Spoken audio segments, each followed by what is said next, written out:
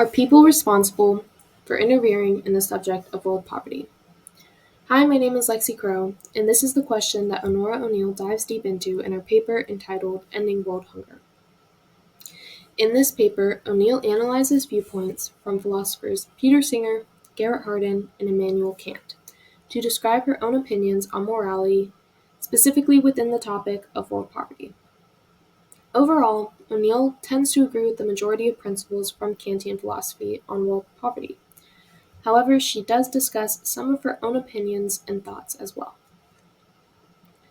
One of the main principles that Onora O'Neill discusses is the Kantian end in itself formulation of the categorical imperative. This formulation suggests that we should treat others as means and not merely as means, meaning that we can rely on others to do things for us, but we must respect their values in return. This means that we must treat others based on the fact that that is the way we should treat them in a good way, and not because the way we treat them will lead to something else in our favor.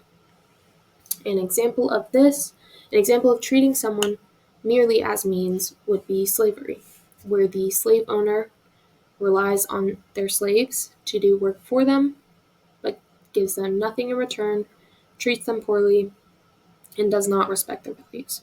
An example of treating someone as means would be in a healthy work environment, where the boss relies on their employees to do work for them, but in return pays them and gives them work benefits and hopefully respects their values as people. The theory on treating persons as ends in themselves does not allow us to treat others as mere means, but it also does not require us to direct our goodwill first to those who suffer the most. Therefore, according to Kantian philosophy, we should not be obligated to help those in poverty. With that being said, Kantian patterns of reasoning are less likely to endorse global projects to help the poor, but rather small local projects to allow for self-help.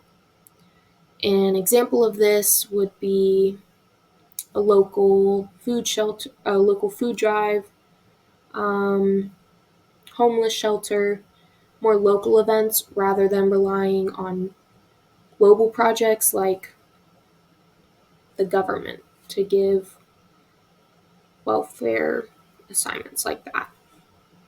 And this idea does align with the principles of treating others as means and not merely as means, because we're still helping by involving small local projects, just not on a global scale.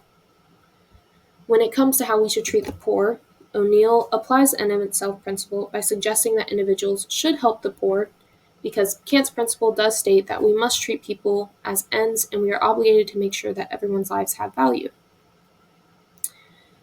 O'Neill herself also proposes a third type of theorizing that views human obligations as minimal necessity, meaning that human obligations, such as poverty, should be taken care of at the bare minimum.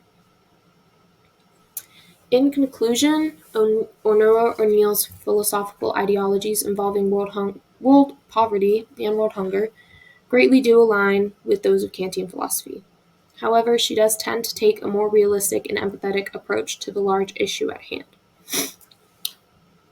Although O'Neill does agree with the majority of Kantian's beliefs, she often criticizes these opinions as well by calling them unrealistic.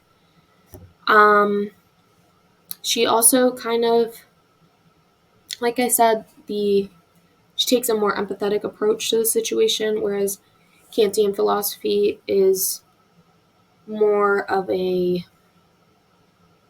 just not really an empathetic approach to people in poverty.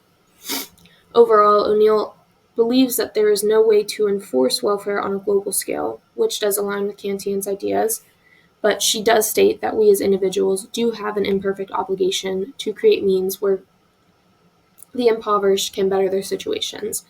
And this also does kind of align with Kantian's idea of creating small local projects, because it's saying that individuals should create those situations, not necessarily that we should just like give money to the impoverished, but that we should create situations in projects which allow for people in poverty to help themselves.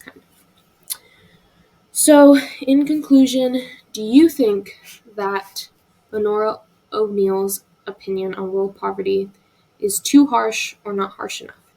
That is a question for you to decide based on your own morality and values.